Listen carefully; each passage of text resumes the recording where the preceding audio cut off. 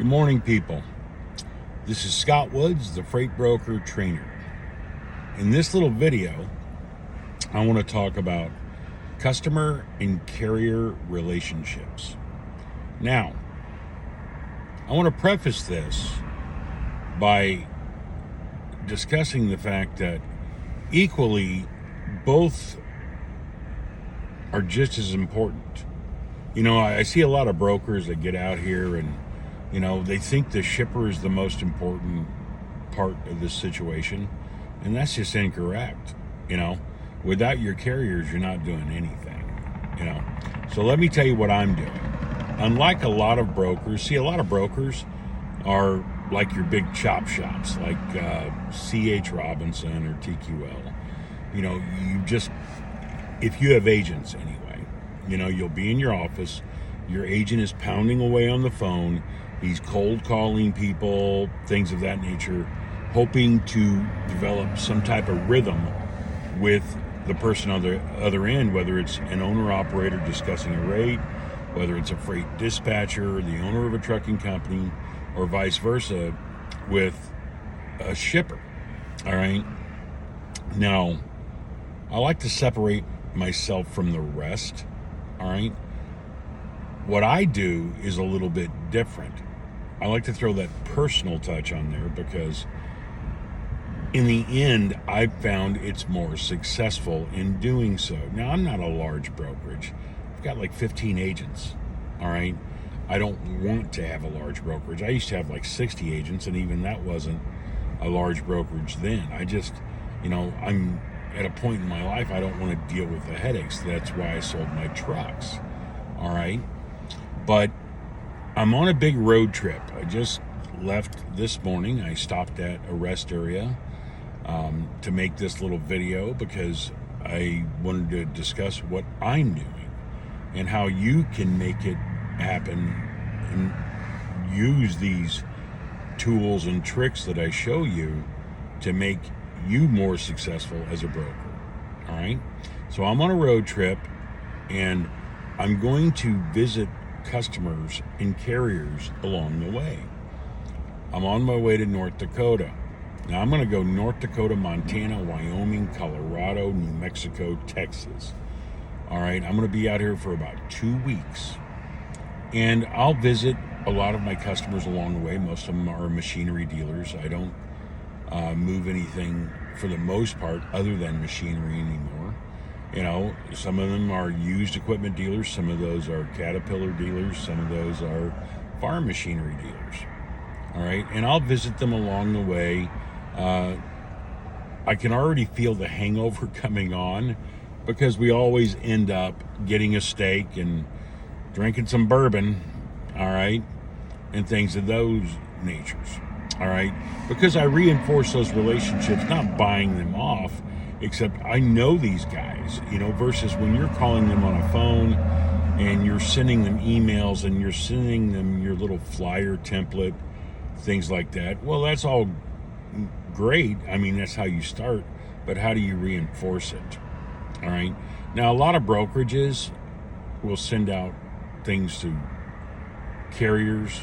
They might send out things to their carrier or their shipper at Christmas time. They'll send them like a bottle of wine or brownies. Man, I get a lot of brownies. And even as a broker, I get them from, carriers. I get them from shippers as well, who we do business with.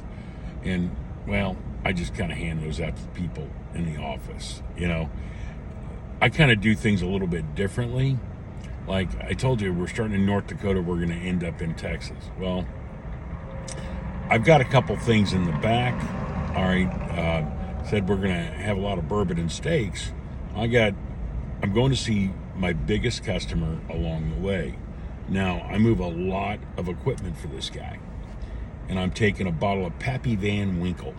Now, for those of you that do not know what Pappy Van Winkle is, it's a really, really good bourbon.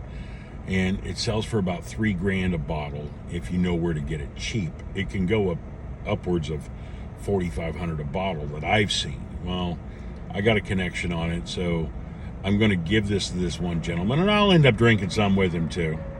All right. But because we do a lot of business, and a lot of people are out there that may be watching this video are like, he's giving this guy $3,000 bottle of bourbon. I'm like, yeah. Because on every load I move for this guy, I make $4 or $5 grand, and some a lot more than that. All right. So what am I really giving him? No, not a lot. I'll buy him a good steak. We'll drink some bourbon, and quite frankly, rates won't even come into the picture yet. I mean, when I get back in the office, yeah, we'll discuss them, and we'll discuss upcoming projects. The reason I'm doing this is because his particular lane quotes on his machinery are coming up here in about a month. All right. And I'll put those together. And one of the people that are going to be providing the service, the carriers that are going to be transporting a lot of this freight, I'm also going to see them. That's where I'm filing in Texas with him. We're going to meet and we're going to go hog hunting. All right. That's a lot of the camo I'm going to have, and basically I reinforce that relationship just to keep myself in the picture, and I'm much more than an email. All right. Now, this particular carrier, all right, he's a big hunter. All right. I love hunting. I don't hunt so much anymore. When I go hog hunting, that's about all I do anymore. I've got a good piece of land and a lot of timber, and my kids and my wife, they go deer hunting. I don't. I've killed enough deer in my life that if they miss a deer hunter in Illinois, well, it's not going to be a big thing. I'd rather get out there with my Nikon and take pictures of the bucks and the turkey and things like that versus kill them. It just, we've always got a couple deer in our freezer. All right, but shooting hogs, I love shooting some hogs. And we always go to South Texas to do it. I'll put together a little hunting trip, each year, and we'll go down there and bag some. And this is all about that relationship. We'll be at a little hunting camp for 3 days, killing hogs, all right? Drinking bourbon, eating smoked meats, just like a man's thing. And I think there's a woman involved on this one too that may be coming, which good for her. My wife comes hunting with me. She's killed her share of hogs. It's a really good time, all right? And it's just about basically people are much more than a number. People are much more than a name on a spreadsheet, all right? Now, this person that I'm meeting with, the trucking company that's going to be running a lot of these loads, I've got a really nice Henry 4570 in the back. Now, once again, for the people that don't know what that is, that's a rifle. I collect Henry rifles, and when I picked up this 4570, I actually bought me one, so I bought him one. All right. Now, you can send all the bottles of wine you want. You can send all the brownies you want, but you give a guy a new gun, you're going to be on his high list, especially if he's a hunter and things like that. You're the guy he's going to remember. You're the guy that he's going to take that into effect, and it'll push you over the edge in comparison to someone else. All right.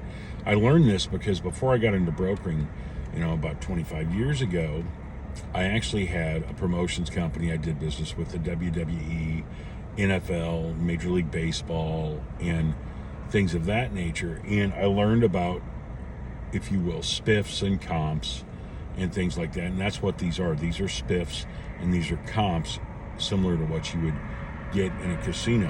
And when I first started brokering, I used to have a guy that was a huge NASCAR fan.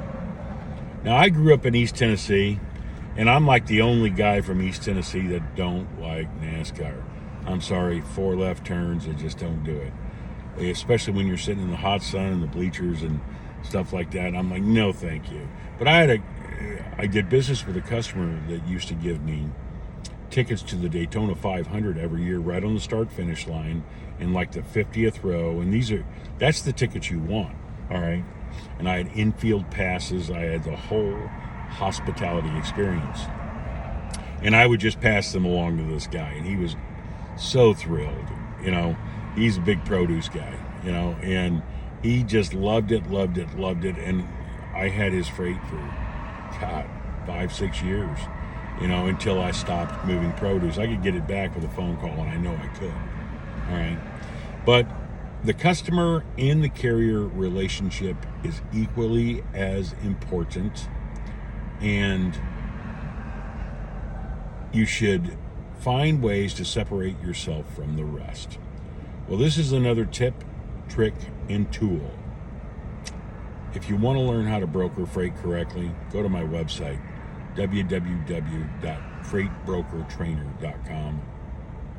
www.freightbrokertrainer.com. Call me on the phone, 888-854-6270.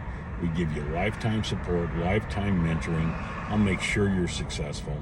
There's enough money in this game for everybody.